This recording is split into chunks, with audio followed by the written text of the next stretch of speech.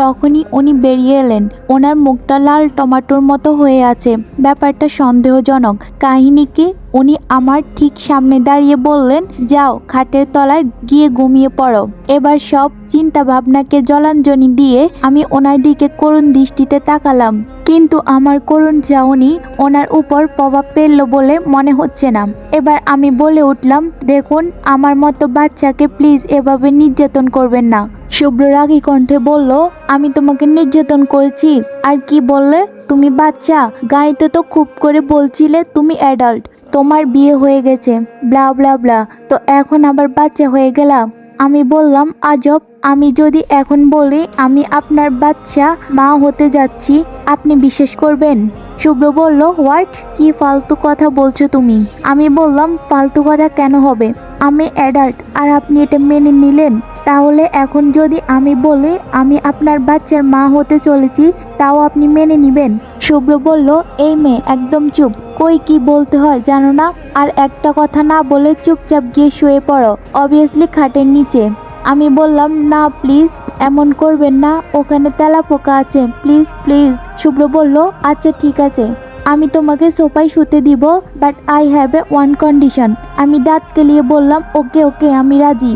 উনি হঠাৎ আমার মুখের সামনে মুখ ঝুঁকিয়ে এনে স্লো ভয়েসে বলে উঠলেন, তুমি ভেবে বলছো তো? ওনার কথা শুনে আবারও আমার কাঁপুনি স্টার্ট হয়ে গেল। আল্লাহ, এবার কি করতে বলবে উনি?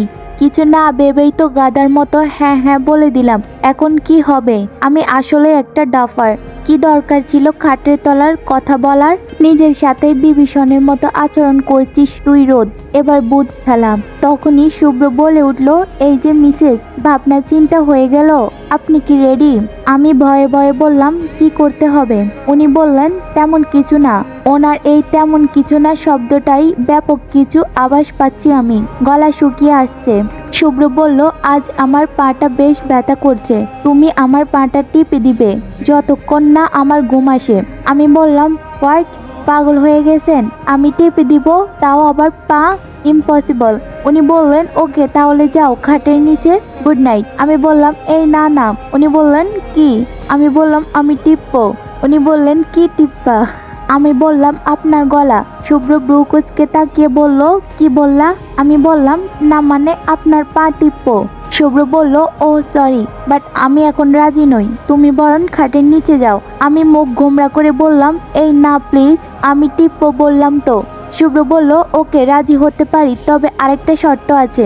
আমি এইবার ব্রু কুচকে তাকিয়ে বললাম, কি শর্ত? শুভ্র বলল, গান গেয়ে গেয়ে পা টিপতে হবে, না পারলে গো টু খাটের তলা। আমি গাদো গাদো গলায় বললাম, আমি গান গাইতে পারি না। শুভ্র বলল, দ্যাটস নট মাই প্রবলেম। আমি বিড় করে বললাম, শালা পাজিল, তুই মরিস না কেন? তুই মরলে তো জীবন কত সুন্দর হতো। শুভ্র রাগী কণ্ঠে বলল, কি বললা? আমি জোর করে হাসার চেষ্টা করে বললাম, গানের লিরিক্স এটা। শুভ্র দাঁতে দাঁত চেপে বলল, তাই তো? এই গান কবে পাবলিশ হলো? আমি বললাম, কেন, এই মাত্র। আমার লেখা গান অনেক সুন্দর, তাই না? আপনি শুয়ে পড়ুন, আমি গান শোনাচ্ছি আর গলা টিপে দিচ্ছি। ও সরি, পা টিপে দিচ্ছি।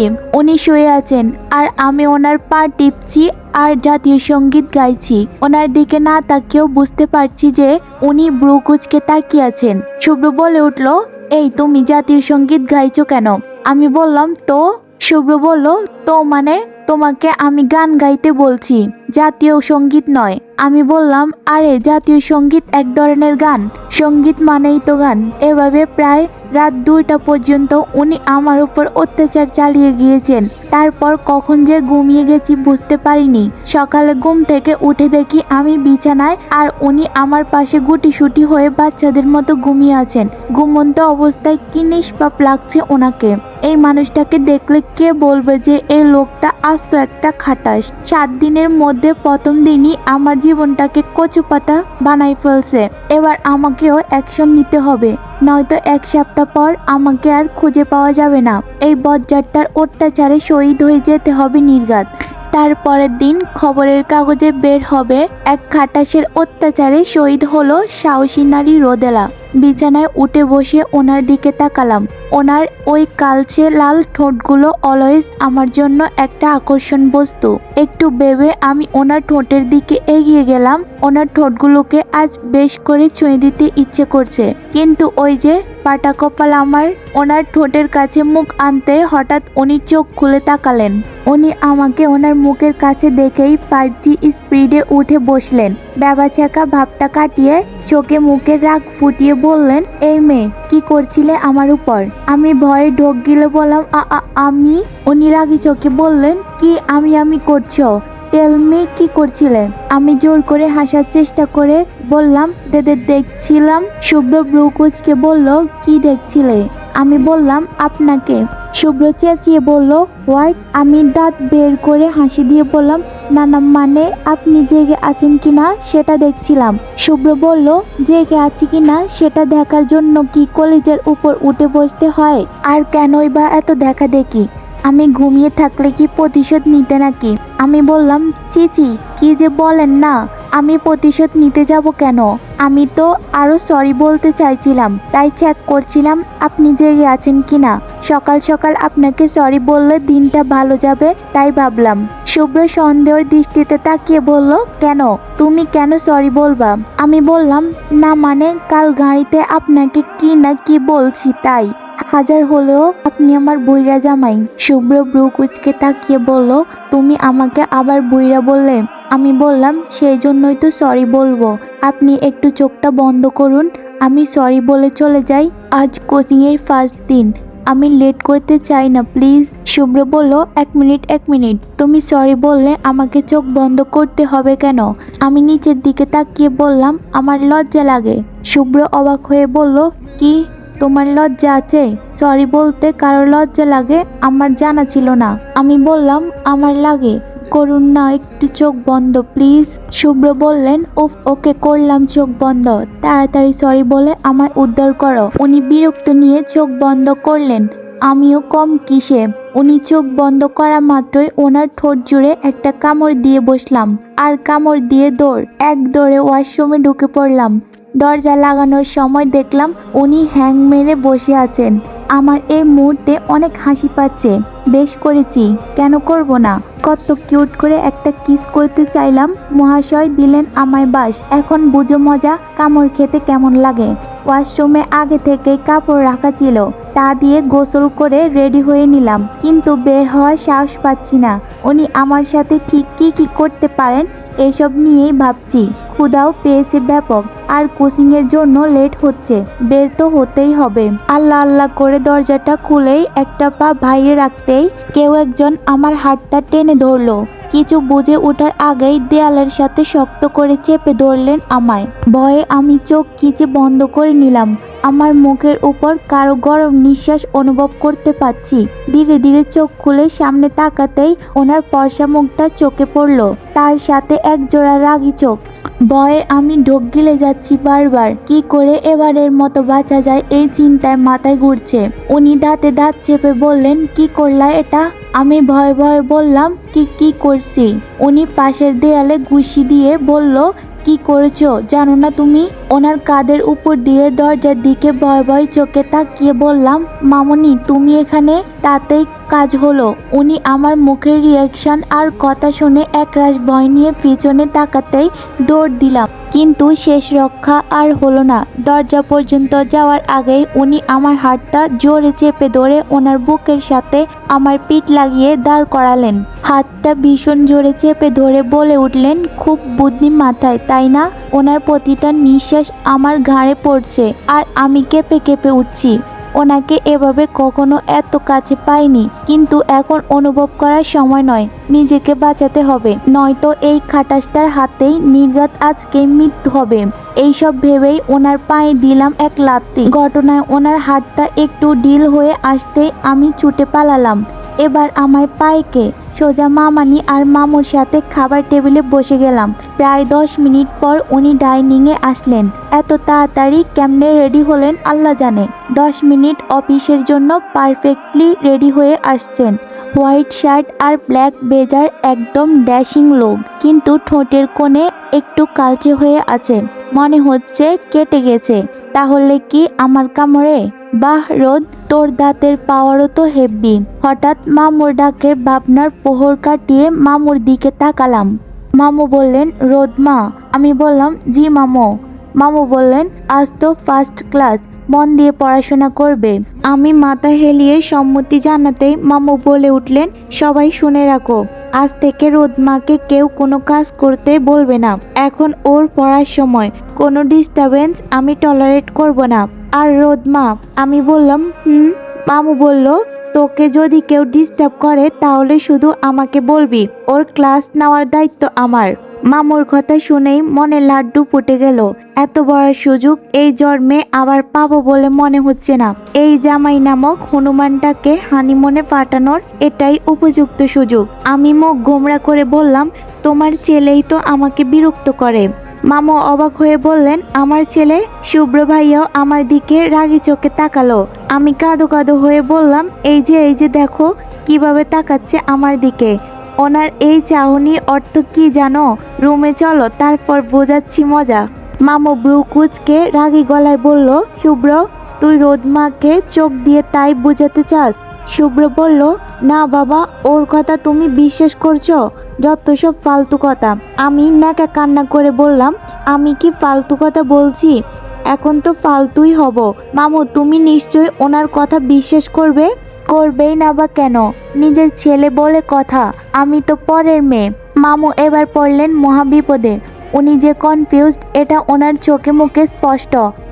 আগুনে ঘি ঢালার জন্য আমার হাতটা মামুর দিকে এগিয়ে দিয়ে বললাম, বিশ্বাস হচ্ছে না তো? এই দেখো আমার হাতটা কেমন কালচে হয়ে গেছে। মামু বললেন, এটা কিভাবে হলো? আমি বললাম, আমি ওনাকে ডেকে তুলেছি বলে হাত মুচড়ে দিয়েছেন। এবার মামা নিচেতে গেলেন, রাগী দৃষ্টিতে ওনার দিকে তাকিয়ে বললেন, চি শুভ্র, তুই নিজের বউয়ের সাথে এমন ব্যবহার করিস? আমি তো তোর থেকে এমন কিছু আশা করিনি। আজ থেকে রোজ যা বলবে তাই করবি। যদি আবার এমন কিছু শুনি তো আমি এই বাড়ি থেকে বের হয়ে যেতে দুবার ভাববো না। এ কথা বলেই মামানি দাঁড়িয়ে পড়লেন।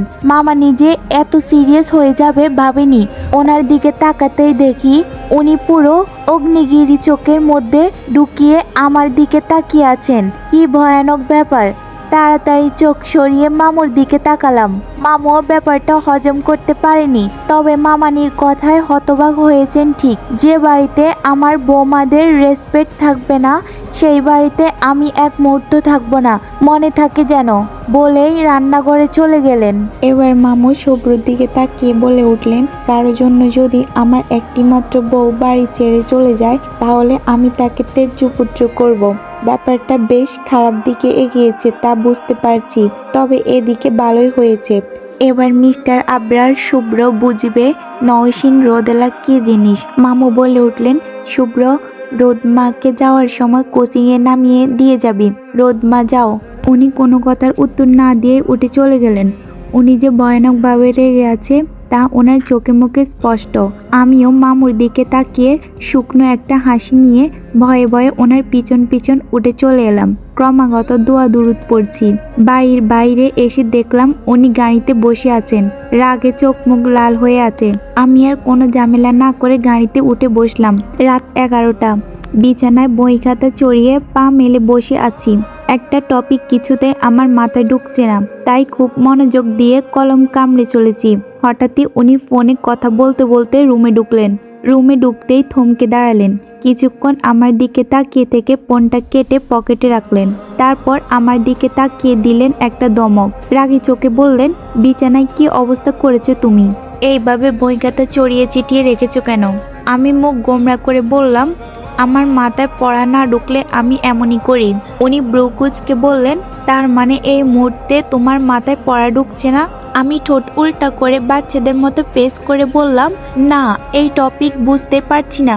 উনি আমাকে অবাক করে দিয়ে মুচকি হেসে আমার পাশে বসে বইটা নিজের কাছে টেনে নিয়ে বলে উঠলেন, আসো আমি বুঝিয়ে দিচ্ছি।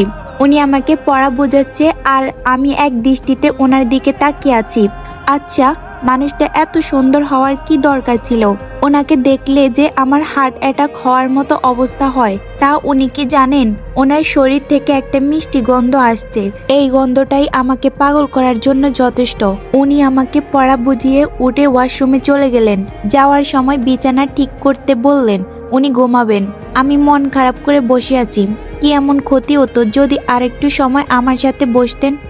উনি ওয়াশরুম থেকে বেরিয়ে অবাক হলেন। আমাকে আগের মতোই বসে থাকতে দেখে। উনি বললেন, কি ব্যাপার, বিছানা ঠিক করনি কেন? আমি মুখ ফুলিয়ে বললাম, এমনি। উনি ভ্রু কুঁচকে বললেন, কি হয়েছে, এমনি মুখ ফুলিয়ে বসে আছো কেন? আমি বললাম, আইসক্রিম খাবো। শুভ্র বলল, কি, আর ইউ ম্যাড? কয়টা বাজে জানো? 12:30। এত রাতে তুমি আইসক্রিম খাবা? Like seriously? আমি বললাম, হ্যাঁ, আই এম সিরিয়াস বলেই এক লাফে ওনার সামনে এসে দাঁড়িয়ে হাত ধরে টানাটানি শুরু করে দিলাম। উনি রাগী কণ্ঠে বললেন, আরে আরে, কি সমস্যা তোমার? এভাবে হাত ধরে টানছো কেন? ছাড়ো বলছি।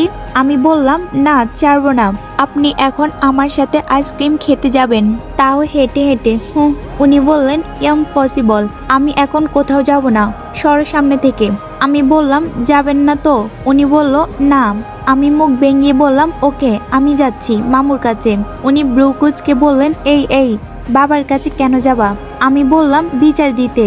আমি ওনাকে বলবো আপনি আমাকে? উনি রাগী চোখে বললেন, আমি তোমাকে কি? আমি বললাম, ওটা আমার আর মামুর ব্যাপার। এই বলে রুম থেকে বের হতে যাব, তখনই উনি বলে উঠলেন, এই দাঁড়াও। আমি বললাম, কি? উনি বলল, যাবে? আমি বললাম, কই যাবেন? উনি দাঁতে দাঁত চেপে বললেন, আইসক্রিম খেতে। আমি একটু মুচকি হেসে বললাম, that's like a good boy. হেঁটে হেঁটে যাব কিন্তু, কার ইজ নট অ্যালাউ। উনি রাগ চেপে বললেন, ওকে, এবার চলো। শুভ্র আর আমি পাশাপাশি হাঁটছি। আমি খুব এনজয় করছি। উনি কেমন ফিল করছেন জানি না, হয়তো বিরক্তি হচ্ছেন। হলে হোক, তাতে আমার কি? আমার তো স্বপ্ন পূরণ হচ্ছে।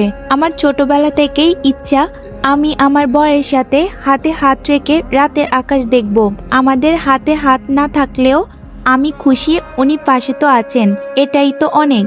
আমি নিজের মতো বক বক করে যাচ্ছি আর উনি নির্বাক শ্রোতার মতো আমার পাশাপাশি হাঁটছেন। হঠাৎই উনি দাঁড়িয়ে পড়লেন। একটা আইসক্রিম পার্লারের সামনে উনি দাঁড়িয়ে পড়লেন। আমাকে ভিতরে যেতে বলতেই আমি মানা করে দিলাম যে আমি আইসক্রিম পার্লারে যাব না। উনি অবাক চোখে জিজ্ঞেস করলেন, ঢুকবে না তো আইসক্রিম খাবে কেমনে? আমি বললাম, কেন, রাস্তায়? শুভ্র বিরক্ত হয়ে বললেন, এইসব পাগলামোর মানে কি রোদ? আমি মুখ গোমরা করে বললাম, আপনি আইসক্রিম আনুন, আমি হাঁটতে হাঁটতে খাবো। শুভ্র বলল, হোয়াট ননসেন্স। আমি বললাম, আপনি যাবেন নাকি আমি মামুকে বাসায় গিয়ে বলবো? শুভ্র দাঁতে দাঁত চেপে বলল, যাচ্ছি। উনি আইসক্রিম আনতে গিয়ে প্রায় 10 মিনিট হতে চলছে, এখনো আসছেন না। এইদিকে আমার বড্ড অস্বস্তি লাগছে, ভয়ও লাগছে ব্যাপক। আমার ভয় আরো অস্বস্তির প্রধান কারণ হলো আমার থেকে একটু ডিস্টেন্সে দাঁড়িয়ে থাকা 3টি ছেলে। ছেলেগুলো খুব বিশ্রীভাবে আমার দিকে তাকিয়ে আছে। ব্যাপারটা আমার হজম হচ্ছে না। ছেলেগুলোকে আমার দিকে এগিয়ে আসতে দেখেই আমার হাত পা কাঁপতে লাগলো। বারবার এদিক ওদিক তাকাচ্ছি যদি ওনাকে দেখতে পাই, কিন্তু না, তার তো কোনো খোঁজ খবরই নেই। ছেলেগুলো আমার কাছাকাছি এসে থেমে গেল। তাদের মধ্যে লম্বা করে ছেলেটা বলে উঠল, মামা দেখ, এই তো একদম বোম্বাই মরিচ রে, সেই রকম হট। আরেকজন বলে উঠল, আরে মামা, মরিচ না রে, এই তো পুরাই স্ট্রবেরি আইসক্রিম।